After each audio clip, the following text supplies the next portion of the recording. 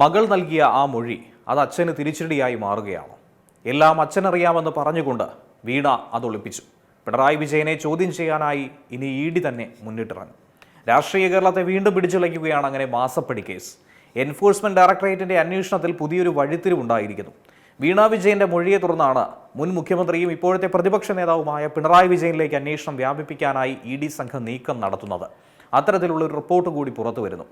ED സംഘം ഉയർത്തുന്ന വളരെ നിർണായകമായ ചോദ്യങ്ങൾ, അതിന് എല്ലാ കാര്യങ്ങളും അച്ഛൻ അറിയാം എന്ന് പറഞ്ഞുകൊണ്ടാണ് വീണ മൊഴി നൽകി ഒഴിഞ്ഞു മാറിയിരിക്കുന്നത്.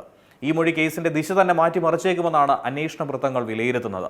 CMRലും എക്സാലോജിക്കും തമ്മിലുള്ള സാമ്പത്തിക ഇടപാടുകൾ അന്വേഷണത്തിന്റെ കേന്ദ്ര ബിന്ദു തന്നെയാണ്. സേവനങ്ങൾ നൽകിയതിന് വ്യക്തമായ രേഖകളില്ലാതെ കോടിക്കണക്കിന് രൂപ കൈമാറിയെന്ന ആരോപണം ഇഡി പരിശോധിച്ചു വരികയാണ്.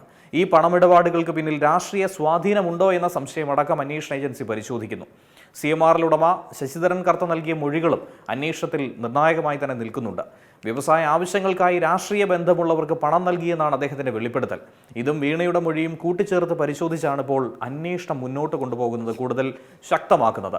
എക്സാലോജി കമ്പനിയുടെ പ്രവർത്തനം, കരാറുകൾ, പണമിടപാടുകൾ എന്നിവയെക്കുറിച്ച് ചോദിച്ചപ്പോൾ കൃത്യമായ വിശദീകരണം കിട്ടിയിട്ടില്ല എന്ന റിപ്പോർട്ട് ലഭിക്കുന്നു.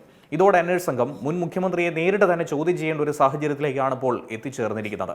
കള്ളപ്പണം വെളുപ്പിക്കൽ നിരോധന നിയമപ്രകാരമാണ് കേസ് അന്വേഷിക്കുന്ന കോർപ്പറേറ്റ് കാര്യ മന്ത്രാലയത്തിന്റെ റിപ്പോർട്ടും അന്വേഷണത്തിന് അടിസ്ഥാനമാക്കിയിട്ടുള്ളത്. കൂടുതൽ രേഖകളും മൊഴികളും ഒക്കെ ശേഖരിച്ച ശേഷം പിണറായി വിജയനെ നോട്ടീസ് നൽകുന്ന കാര്യം ഇഡി പരിഗണിച്ചു പോരുന്നു എന്നാണ് ദേശീയ മാധ്യമ റിപ്പോർട്ടിലൂടെ വായിച്ചെടുക്കാൻ കഴിയുന്നത്. അതേസമയം ഈ കേസിന് രാഷ്ട്രീയ ലക്ഷ്യമുണ്ടെന്നാണ് CPM ആവർത്തിക്കുന്നത്. എന്നാൽ സാമ്പത്തിക രേഖകളും മൊഴികളും അടിസ്ഥാനമാക്കിയിട്ടുള്ള അന്വേഷണം നിലവിൽ സമാന്തരമായി നടത്തുന്നുവെന്നാണ് ഇഡി നിലപാട് സ്വീകരിച്ചത്. മാസപ്പടി കേസിൽ അന്വേഷണം പുതിയ ഘട്ടത്തിലേക്ക് കടക്കുമ്പോൾ കേരള രാഷ്ട്രീയത്തിൽ ഇത് വീണ്ടും വലിയ ചർച്ചകൾക്ക് വഴിയൊരുക്കുമെന്ന കാര്യത്തിൽ സംശയമില്ല. ഏറ്റവും പുതിയ വാർത്തകളും വിശേഷങ്ങളും വിരൽ തുമ്പിലറിയാൻ Zee മലയാളം ന്യൂസ് എല്ലാ ഡിജിറ്റൽ പ്ലാറ്റ്ഫോമുകളിലും ലഭ്യം.